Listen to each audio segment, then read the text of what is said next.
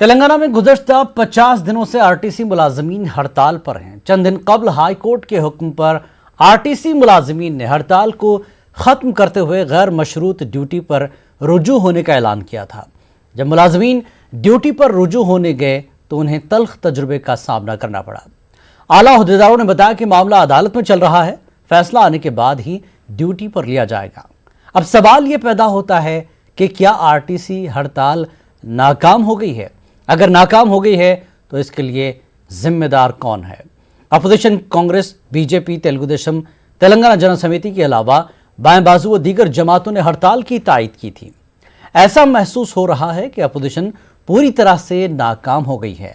ऐसे में आरटीसी मुलाजमीन का क्या होगा, ये बड़ा सवाल है। किसने आरटीसी मुलाजमीन के मुस्तकबिल के साथ खिलवाड़ किया? कौन है आरटीसी हड़ताल का जिम्मेदार? 48,000 मुलाजमीन अब कहां जाएंगे?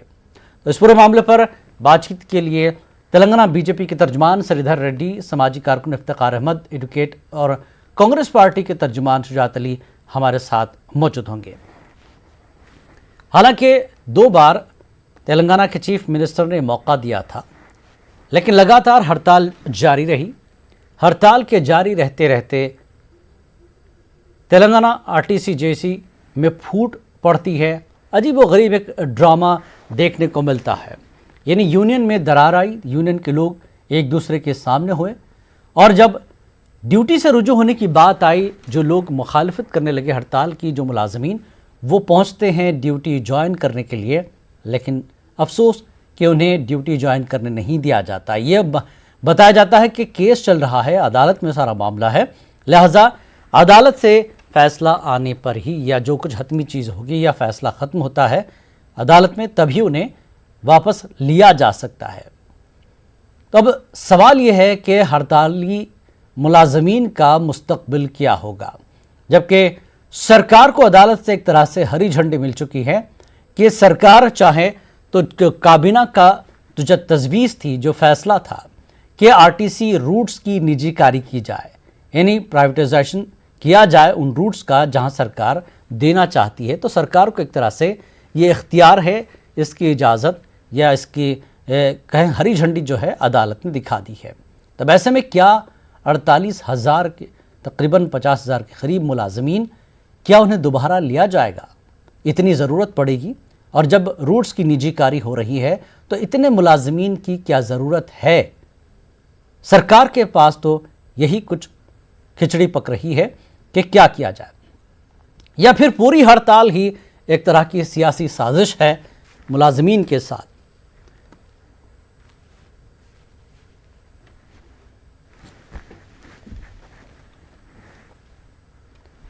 तो ऐसे कई सवालात हैं जो खुद आरटीसी मुलाजमीन को परेशान कर रहे हैं।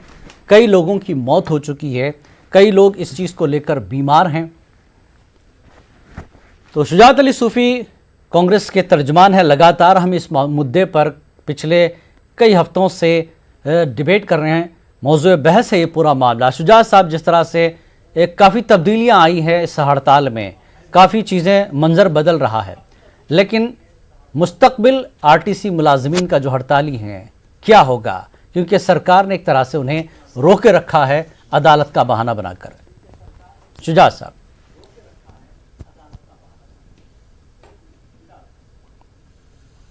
देखिए, आज तक समझ में ये नहीं आया कि हमारी रियासत तेलंगाना में जमहूरियत नाम की कोई चीज़ है या नहीं है। मुलाजिमीन की हड़ताल मुसलसिल चल रही है, बेशुमार ऑफ़र्स उन्होंने दिए हैं और सबसे बड़ा जो उनका मुतालबा था कि सरकारी हैसियत उनको दी जाए, उससे वो दस्तबरदार हो चुके हैं। उसके बावजूद भी अगर बातचीत नहीं होती है, मसले की एकसुई नहीं होती है, तो अब यही कहना पड़ेगा कि तेलंगाना में जमहूरियत मरहूम हो चुकी है। वरना क्या वजह है कि एक अवामी मसला जिसका ताल्लुक रास तौर पर 70 लाख मुसाफिरीन से है जो रोज़ाना आरटीसी की बसों में सफ़र करते हैं, 48,000 या 50,000 मुलाजिमीन से है जी, और फिर जो गरीब लोग हैं, जो तरकारी का धंधा करते हैं, जो दूध का धंधा करते हैं, वो लोग आरटीसी की बसों में आते जाते हैं, उनकी भी जो है हालत बहुत खराब है। तो ऐसे में पता नहीं क्या होगा, क्या हो गया है हमारी सरकार को, क्या हो गया है हमारी जमहूरियत को, क्या हो गया है हमारे अवाम को, जो इस मसले को संजीदगी से नहीं ले रहे हैं। आखिर हम कहां तक इस मसले को ले जाएंगे? ये बहुत ही गंभीर मसला है। लेकिन मसला गंभीर जरूर है, सवाल यह है कि इस मसले को गंभीर बनाया किसने? शुजात साहब, सवाल यही आ रहा है कि इस मसले को गंभीर बनाया किसने? सरकार ने तो नहीं कहा कि आप हड़ताल कीजिए। हाँ, सरकार की तरफ से बातचीत को लेकर देरी हो रही थी, लेकिन सरकार का यही कहना था लगातार कि जिस मौके पर हड़ताल की गई वो गलत था। बातचीत जरूर हो सकती थी, लेकिन बगैर किसी इंटीमेशन के आपने सिर्फ कहा कि हम हड़ताल करेंगे और हड़ताल पर आप चले गए। और एक ऐसा त्यौहार का मौका, शायद कहीं ना कहीं सरकार को ये चीज़ नागवार गुजरी कि गलत मौके पर यह फैसला लिया गया था हड़ताल का, जिसकी वजह से सरकार भी आमने सामने रही हड़तालियों के। देखिए, ये गहराई में जाने का वक्त नहीं है।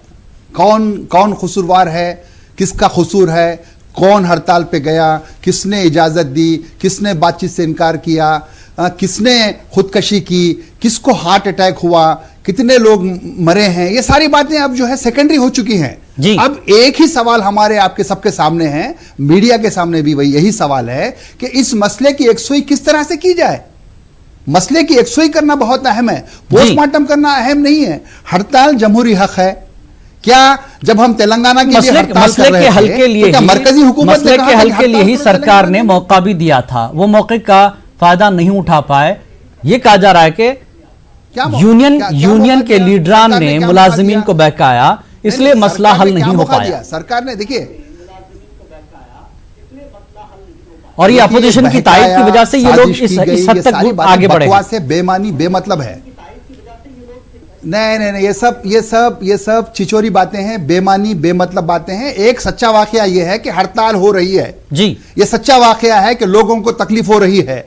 ये सच्चा वाकया है कि आरटीसी के मुलाजिमीन भूख और प्यास का शिकार हो रहे हैं। ये सच्चा वाकया है कि 70 लाख लोगों की आमद रफ्त रुक गई है। ये सच्चा वाकया है कि दूध बेचने वाले परेशान हैं। ये सच्चा वाकया है कि तरकारी बेचने वाले परेशान हैं। ये सच्चाई है। इस सच्चाई को हम और आप मिलकर के कैसे खत्म करेंगे, ये अहम मुद्दा है। आप आगे बढ़िए, हम आगे बढ़ेंगे। हमारे साथ इफ्तिखार अहमद एडवोकेट सामाजिक कारकुन भी जुड़ चुके हैं। इफ्तिखार साहब, आप एडवोकेट भी हैं। हड़ताल नहीं होती। मसला यह है कि पोस्टमार्टम के बजाय मसले का हल हो। मसले का हल होगा कैसे? मसाइल सबके हैं, आरटीसी यूनियन के हैं, आवाम के भी हैं।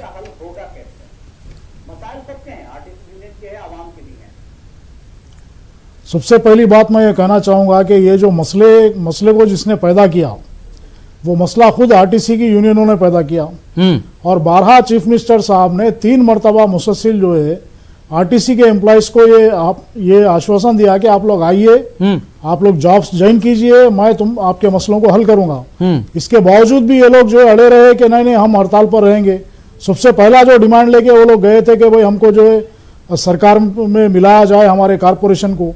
फिर बाद में जब देखा कि भाई हाईकोर्ट के अंदर उनके हाईकोर्ट को भी रुजू हुए वो लोग ही, हाईकोर्ट को हुकूमत नहीं गई जी। हाईकोर्ट को जाने वाले भी यही आरटीसी के मुलाजिमीन की तंजीमें थी। और जब हाईकोर्ट में जब उन्होंने देखा कि भाई हाईकोर्ट में जो जैसे हम पहले से कह रहे हैं कि ये जो भी हड़ताल चल रही है वो इलीगल है और सिर्फ हुकूमत को ब्लैकमेल करने के लिए की जा रही है, और जो अपोजिशन के जो लीडर्स हैं उनके बहकावे में आते हुए जो ये लोग उनके चुंगल में फंस चुके हैं, तो तब जाके जब हाईकोर्ट में जब उन्होंने देखा कि यहां पर भी कोई मामला बन नहीं रहा है, हाईकोर्ट ने खुद रिडायरेक्ट किया इस मसले को कमिश्नर लेबर को, तब उनको एहसास हुआ कि अब होने वाला कुछ नहीं है। तब वो लोग बोले कि नहीं, हम जो है हड़ताल से दस्तबरदार होंगे, अनकंडीशनल हमको लिया जाए। तो मैं ये कहना चाह रहा हूं कि कोई भी जो है हड़ताल पर जब जाता है, 3-3 बार आपको मौके दिए गए, उसके बाद भी आप ज्वाइन नहीं हुए, तो फिर अब सरकार तय करेगी कि उनको किस तरह से। लेकिन जब दोबारा अनकंडीशनल वो जाते हैं, ड्यूटी ज्वाइन करने जाते हैं, तो ड्यूटी ज्वाइन करने क्यों नहीं दिया जाता? जब सरकार को जरूरत है 3 मुलाजिमीन की, बावजूद उसके इतने दिन तक फिर ज्वाइन करने वालों को भी रोका जा रहा है, तो क्यों रोका जा रहा है? सरकार ठीक है, जो बिना किसी शर्त के ज्वाइन कर रहे हैं उनको ज्वाइन करा लेती सरकार, अवाम का मसला भी हल हो जाता। सिर्फ दो दिन पहले अश्वत्थामा रेड्डी ने ऐलान किया कि हम जो है ज्वाइन करने के लिए तैयार हैं और हमको जो है बुलाया जाए। तो मैं ये कहना चाह रहा हूं कि ये मामला अभी जो है परव्यू के अंदर है हुकूमत के, तो और हुकूमत और जो ट्रांसपोर्ट डिपार्टमेंट ये तय करेगा कि जो है किस तरह से उनको फिर से लिया जाए और या जो भी कार्रवाई होनी है वो आगे होगी। क्योंकि अभी भी जो है अभी भी जो जैसे प्राइवेटाइजेशन का मसला था, आरटीसी को प्राइवेट कर, आरटीसी को यानी वहां पर 50% जो है बसेस प्राइवेट डालने का, उसको भी चैलेंज किया गया, मगर उसके अंदर भी जो है उन लोगों की हार हुई और जो हाईकोर्ट ने जो है उस बारे में कहा ये हुकूमत का इख्तियार है। तो मेरा मानना यह है कि जब शुरू किया गया पूरा मामला आरटीसी मुलाजिमीन की यूनियनों की तरफ से था, तो अब जो है हुकूमत ये तय करेगी कि भाई किस बुनियाद के ऊपर उनको वापस लेना है, ये इंशाल्लाह तय होगा 1-2 दिन में। नहीं, लेकिन जब ये बीच में हड़ताल चल ही रही थी तब भी कहा गया था कि आप शाम तक ज्वाइन कर लें, फला वक्त तक ज्वाइन कर लें। जब सरकार उस हड़ताल के दौरान मौका दे सकती थी, अब खुद हड़ताली आ रहे हैं आपके पास ज्वाइन करने के लिए, तो फिर अब रुकने की जरूरत क्या है? जिस वक्त मौके दिए गए उस वक्त ये बांगे दहल कहा गया और यहाँ तक के जो है इतनी आखिरी दर्जे की जबान का भी इस्तेमाल किया गया खुद चीफ मिनिस्टर के लिए और दूसरों के लिए। तो ये जो बहकाने वाले लोग हैं वो ये आरटीसी के मुलाजिमीन को समझना चाहिए कि ये लोग जो बहकावे में आ गए थे, जिम्मेदार कौन है? इफ्तिखार साहब, इसके लिए आरटीसी यूनियन जिम्मेदार है? इस तरह से चक्रव्यूह के अंदर इनको फंसाया गया था, या फिर जैसा कि अपोजिशन पर इल्जाम लगा रहा है कि अपोजिशन ने बहकाया है? इसके लिए अपोजिशन ने आरटीसी के जो वहां पर ओहदेदार हैं, जो भी वो यूनियन के जो लीडर्स हैं, वो लोग जो है उनको बहकाया गया और बहका में आ गए और बेचारे गरीब जो मजदूर हैं, जो मजदूर पेशा लोग हैं, जो मुलाजिमीन हैं 40,000 से भी ज्यादा, वो उनका जो है नुकसान करने का जो जिम्मा है वो सीधा सीधा जो है यूनियन के लीडरों पे जाता है। जी शुजात साहब, जिस तरह से ड्रामेबाजी हुई, यूनियन में जो दरार पड़ी, फूट पड़ी है, ये कहा जा रहा है कि अपोजिशन ने, जिस तरह के इफ्तिखार साहब करें कि अपोजिशन का पूरा हाथ है, अपोजिशन इस हड़ताल में जिस तरह से अकेले महसूस कर रहे हैं एहतजाजी मुलाजमीन, अपोजिशन अब नजर नहीं आ रहा है, तो क्या ये फूट का ड्रामा खुद यूनियन का है या अपोजिशन के कमजोर पड़ने की वजह से फूट पड़ी है?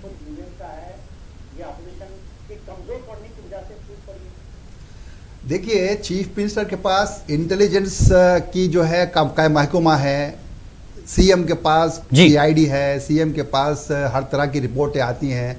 जब सीएम को पता चल गया कि इनको बहकाने की साजिश की जा रही है अपोजिशन के हाथों से, तो सीएम का फर्ज था कि अपोजिशन के पास इस मसले को जाने नहीं देते और अपने अपने अपने बलबूते पर और एक स्टेट्समैन होने का सबूत देते हुए वो मसले को हल कर देते। उन्होंने क्या किया? उन्होंने बिल्कुल सड़क की राजनीति की और ये कहा कि मैं कस से मस नहीं होऊंगा, मैंने कह दिया जो कह दिया। हत्ता कि इनके जो हमदर्द जो आते हैं टेलीविजन पर, मैं एक दिन सुन रहा था, एक हमदर्द ये कह रहे थे कि नहीं सीएम को कोई झुका नहीं सकता। अरे ये क्या जमहूरियत है या मस्खरापन है? कल मान लीजिए टीआरएस हार जाती है तो कहेंगे क्या हारने के बाद भी टीआरएस के सीएम को, एक्स सीएम को झुकाया नहीं जा सकता? ये बहुत गलत बात है। अपोजिशन पे इल्जाम लगाना गलत बात है, मसले को हल नहीं करना गलत बात है, और यह कहना कि आवाम को तकलीफ हो रही है, तो आप भी आवाम की तकलीफ में साझेदार हैं। आरटीसी यूनियन के, अगर ये समझते हैं आप कि आरटीसी यूनियन की वजह से आवाम को तकलीफ हो रही है, तो आप उसमें साझेदार हैं। आप इतने दिन तक क्यों इस मसले को जो है बिल्कुल बर्फदान में डाल के बैठते हैं? इसका जवाब दीजिए आप। साजिश है, मानते चलिए साजिश है, आपको जो है बहकाया गया है, तो आप उस साजिश को क्यों खत्म नहीं करते? आप अपने स्टेट की जो है भलाई में, अपने वेलफेयर में, अपने स्टेट के वेलफेयर, आवाम के वेलफेयर में। इफ्तिखार साहब, सरकार के हाथ में सब कुछ था, सिर्फ सरकार ये कहकर के अपोजिशन के बहकावे में है, अपोजिशन को दूर रखते हुए आप एम्प्लॉइज से बात कर लेते और इस पूरे मामले को खत्म करते। मैं यही तो कह रहा हूं कि इसकी जो शुरुआत हुई वो खुद एक साजिश के जरिए से हुई। ये जो पूरा एपिसोड चला है हड़ताल का जी, इसके अंदर बहुत सारे कारफरमा जो पसपर्दा लोग हैं। तो मेरा कहने का मतलब ये है कि ये खुद जो है उन लोगों को मालूम था कि इससे कुछ होने वाला नहीं है। नाजायज मुतालेबात को लेके जाओ और हड़ताल कर दो, ऐसे वक्त करो जबकि दशहरा का मौसम था और तीन मरतबा चीफ मिनिस्टर घर छोड़ देना, चीफ मिनिस्टर ने खुद जो है तीन मरतबा कहा कि आप आइए। उनको 3 बार डेडलाइन दी गई कि आइए ज्वाइन कीजिए, आपके जो भी मसाइल हैं उसको हम हल करेंगे। इसके बावजूद भी वो नहीं आए लेकिन इफ्तिखार साहब ये भी चीज कहीं ना कहीं हड़ताली मुलाजिमीन को डरा रही थी। ये कहा जा रहा था कि उन्हें दोबारा जो ज्वाइन करना है उसमें फिर अब कुछ नई शराइत रखी जाने वाली थी, कुछ बॉन्ड्स रखे जा रहे थे, कुछ ऐसी चीजों के लिए दस्तखत करवाए जा रहे थे जो वो नहीं चाहते। यानी एक तो यूनियन खत्म करना चाह रही है सरकार, आगे कोई मुतालबात नहीं होंगे, और फिर जो नई एक तरह से आप नए एम्प्लॉय हो जाएंगे आरटीसी के। ऐसी कई चीजें थी जिसका डर सता रहा था, वो तभी इस चीज को मना कर रहे थे, ऐसा भी कहा गया। जो लोग उस वक्त ज्वाइन किए हैं 3-4 हजार एम्प्लॉइज, आप उनसे इस्तफसार कीजिए कि क्या उनके साथ कोई ऐसा कंडीशन के ऊपर से सिर्फ ज्वाइनिंग का लेटर वो लोग दिए हैं, लेटर देकर ज्वाइन हो गए वो लोग, जो लोग ज्वाइन करना था वो लोग ज्वाइन कर लिए, मगर इसके बावजूद भी जो कायदीन अड़े रहे कि और जो लोग ज्वाइन किए उनको जो है इतना जलील किया गया कि उनके फोटोज के ऊपर चप्पलों के हार डाले गए, उनको बेइज्जत करने का काम ये यूनियन के कायदीन ने किया जी। तो मेरा मानना ये है कि जब आपको मौका दिया गया था उस वक्त तो कोई कंडीशन उनके ऊपर नहीं लगाया गया। ठीक, हमारे साथ तेलंगाना बीजेपी के तर्जुमान श्रीधर रेड्डी भी हैं। श्रीधर रेड्डी जी, आपका स्वागत है।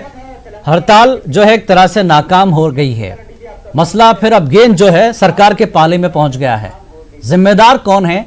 और दूसरी बात, आरटीसी के जो एम्प्लॉयज है इनका फ्यूचर क्या है सर?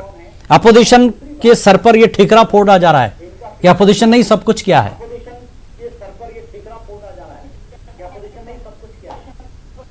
गलत बात है, आज भी हड़ताल जारी है। कौन बोले हड़ताल नाकाम हो गया? जो वहां पर होदेदार हैं जी,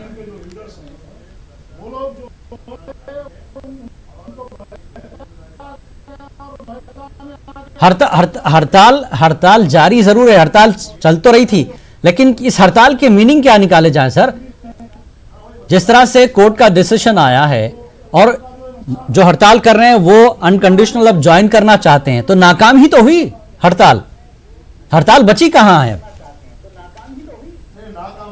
श्रीधर रेड्डी जी, एक परिणति के साथ, एक मैच्योरिटी के साथ, एक मैच्योरिटी के साथ 45 दिन के बाद अभी एक थोड़ा उसका विराम लेना है बोल के यूनियंस ने गवर्नमेंट को चांस दिए कि हम लोग ज्वाइन करेंगे बेशरत, आप लोगों की बेशरत हम लोगों को ज्वाइन कराना है। एक मैच्योरिटी डिसीजन है, पब्लिक का इंटरेस्ट को कायम रखते हुए ये डिसीजन लिए हैं, इसमें कोई साजिश नहीं है। आपको समझना चाहिए, हमारे टीआरएस के भाई ने बोल रहा है इसके पीछे साजिश है, अपोजिशन पार्टी ने बहकाया है। बीजेपी हो, कांग्रेस हो, दूसरा जो भी पार्टी है, हम लोग कब एंटर किए थे? वो स्ट्राइक चालू होने के 7 दिन के बाद जब आरटीसी जेएसी बनी, उन लोग हमारे को पहुंच के हमारा मदद जब मांगे थे, हम लोग उसमें गए थे। इसमें कोई अपोजिशन पार्टी का किसी का भी एजेंडा नहीं था, एजेंडा पूरा आरटीसी जेएसी का है, इसमें कोई पॉलिटिकल जेएसी नहीं है, आपको समझना चाहिए। मगर पहले 2 बार उन लोगों को 2 मरतबा उन लोगों को चांस दिए गए ज्वाइन करने को।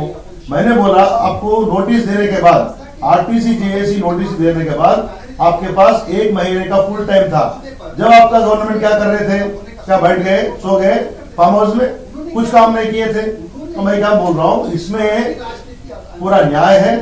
एक तरीके से उन लोगों का हड़ताल जारी रहा था। हम सभी लोग गवर्नमेंट को इतने सारे विनती दिए कि आप लोग एक और क्या है उसका मर्जर की बात छोड़ के, जो फाइनेंशियल इम्प्लीकेशन है, जो पैसों का मामला है, उसको भी छोड़ के आप डिस्कशन करो और इन लोगों को काम दे दो। मगर गवर्नमेंट एक जिम्मेदारी उसका है कि एक स्टेट्समैन अप्रोच में उन लोगों को बुला के बात करना था, मगर उन लोगों को बात करने के लिए राजी नहीं थे। उन लोग पहले ये दबा रहे थे कि आप लोग पहले ये हड़ताल बंद करो। हड़ताल उन लोगों का जो हक है, कोई भी यूनियन का, कोई भी लेबर का उसका हक है हड़ताल करने का। गवर्नमेंट का रिस्पॉन्सिबिलिटी, उसमें ईगो कोई भी नहीं है।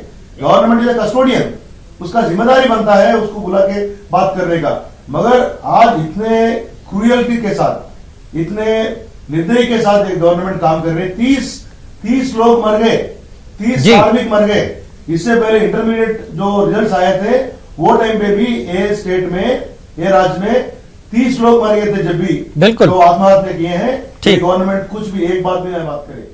ये सभी लोगों का मरने का जो रिस्पॉन्सिबिलिटी, जिम्मेदारी एमएलए और मिनिस्टर्स को लेना है। मैं आज भी डिमांड कर रहा हूं बीजेपी की तरफ से, आप इन लोगों को बेशर्त उसके जॉब्स में ले लीजिए, उसका तनख्वाह जो भी पहले सितंबर ठीक है। देना है वो दे दीजिए, और जो स्ट्राइक के टाइम के इफ्तिखार साहब, जिस तरह से श्रीधर रेड्डी ये कह रहे हैं कि जब वो नोटिस देते हैं हड़ताल की, तभी इस हड़ताल को रोका जा सकता था, बातचीत की जा सकती थी, ये 50 दिन का पूरा ड्रामा नहीं होता अगर सरकार उसी वक्त पहल करती।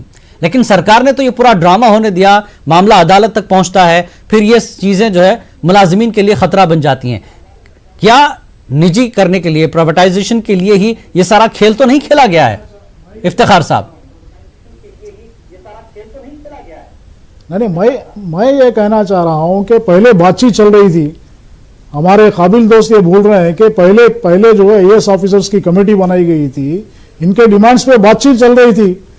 अचानक वो लोग हड़ताल पे चले गए, तो अचानक जो लोग हड़ताल पे गए ये उनको मालूम है हड़ताल पे कब गए? उनके पीछे क्या हड़ताल पर कब गए? कार फरमाती, हड़ताल पर कब गए? चले गए।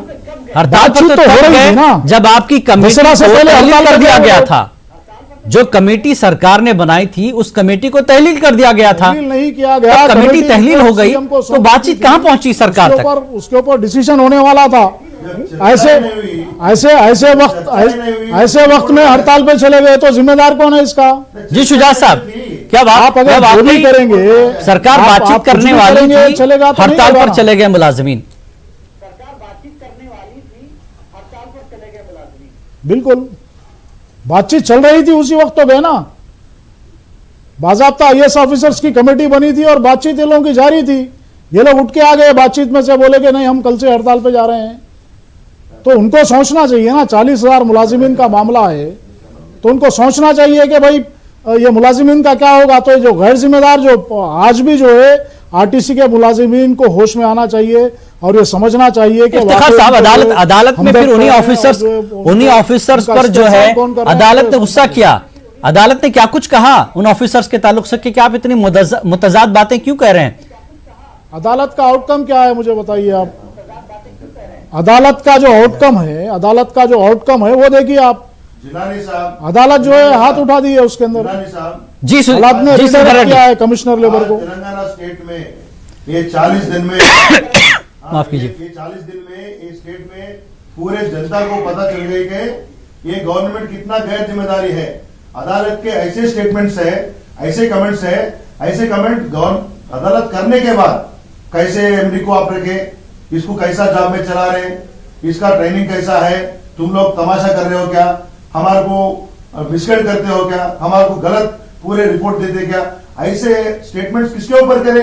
एक रिस्पॉन्सिबल गवर्नमेंट के ऊपर करे, IAS के ऑफिसर्स के ऊपर करे, प्रिंसिपल सेक्रेटरी फाइनेंस और चीफ सेक्रेटरी के ऊपर करे। थोड़ा भी शर्म रहना चाहिए। ऐसे सरकार में रहने के लिए आप लोग हकदार है नहीं है। आज 30 कार्मिक जो मर गए जाने के बाद, उन लोगों के जो फैमिलीज के हालात क्या है, आपको कोई जिम्मेदारी नहीं है। जो MLAs है, जो मंत्री है, आपका जिम्मेदारी नहीं है। और आप पूछ रहे हैं जो उन लोग मनमानी करे, कहां मनमानी करे? नोटिस देना गलत बात है। और आज भी कोर्ट क्या बोले, इसको लेबर कोर्ट में लेके जाके आप तबसा करो बोल के बोले, इसको छोड़ो बोल के नहीं बोले। आप ये समझना, आज KCR का एक ही मकसद है, ये जो 60,000 करोड़ के जो यहाँ के प्रॉपर्टीज है उसके MLAs को MPs को बांटना और खुद खा लेना, उसके लिए उन्होंने आज तमाशा कर रहा है, टेस्ट कर रहा है। पूरे गवर्नमेंट के तरफ से, सरकार के तरफ से अगर रवाना नहीं है तो लोग कैसा रिस्पॉन्ड करेंगे? और ये ठीक है, सरकार तो यहां तक इस हड़ताल को यहां तक ले आई है। सरकार ने पहले दिन रोका नहीं, हड़ताल पर चले जाते हैं, कमेटी तहलील हो जाती है, कोर्ट में सारा मामला चलता है।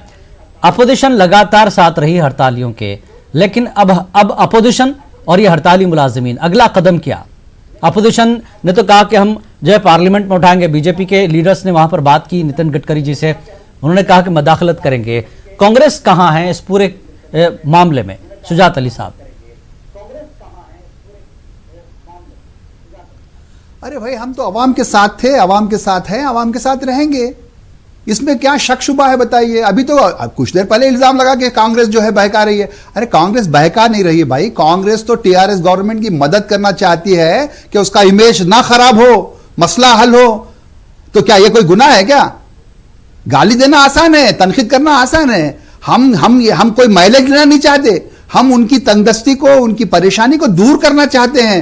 हुकूमत की जो है ठीक। मदद करना चाहते हैं हम लोग, अपोजिशन के लोग। ये नहीं चाहते कि जो है इनको बदनाम किया जाए। बदनाम करने की जरूरत क्या है? ठीक इतने है, गंदे इफ्तिखार काम इस सरकार ने इफ्तिखार किए साहब, हैं। कांग्रेस के मालियात पास को अब कुछ है नहीं माइलेज लेने के लिए, गेन करने के लिए।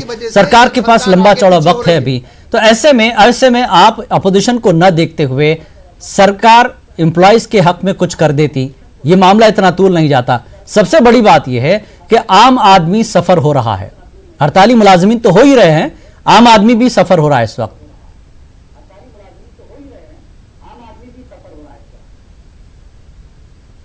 नहीं, इफ्तिखार साहब, आम आदमी तो सफर हो रहा है, मगर एक गवर्नमेंट को रिस्पॉन्सिबिलिटी नहीं है ना।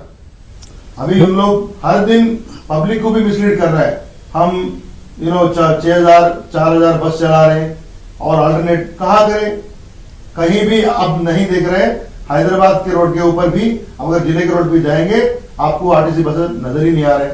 कोई भी आरटीसी बस में चढ़ने के लिए तैयार नहीं, क्यों बोल तो जो इरेस्पॉन्सिबल ड्राइवर्स है, एंट्रेंड है, जिसको शिक्षा नहीं दी गई, उन लोग बस चला रहे, उसके बाद एक्सीडेंट हो रहे।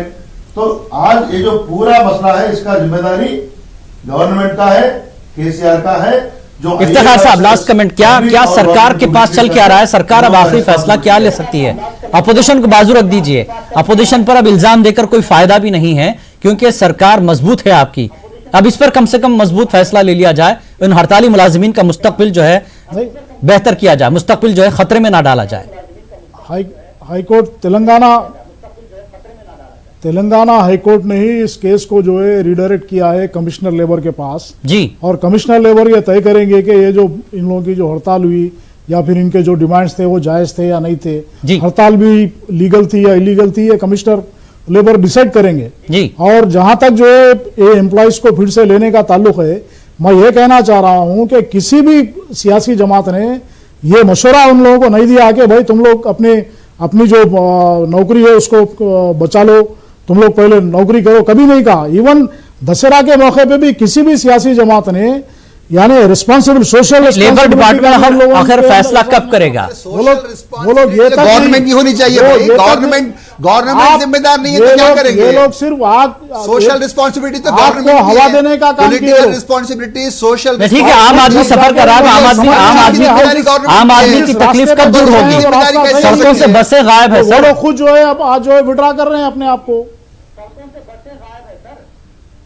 सड़कों पे बसें चल रही हैं, ऐसी बात नहीं है। आप बताइए किसी भी स्टाफ Imagination पे चल रही पे, हैं। आप किसी भी स्टाफ पे 50 आदमी को ठहरा हुआ बताइए आप सारे। मैंने जिलानी साहब पूरे जी श्रीधर रेड्डी, लास्ट कमेंट श्रीधर रेड्डी। फिर रहे, कोई कार में है, उसके गाड़ी में नहीं फिर रहे, पूरे आरटीसी की बस पे फिर रहे। हाँ जी, ठीक है। बहरहाल अब एक तरह से ट्रांसपोर्ट का निजाम जो है नाकाम हो रही है, वो सारी- नाकाम हो गई है, लेकिन अब सरकार के पाले में गेंद है कि वो इन मुलाजिमीन के मुस्तकबिल को अंधेरे में न डालकर आवाम के मसाइल भी हल करे और इन मुलाजिमीन में जो तशवीश पाई जा रही है उसको जल्द से जल्द दूर करे, ताकि ये मसला जल्द खत्म हो। आप तमाम मेहमानों का बेहद शुक्रिया इस डिबेट में शिरकत कर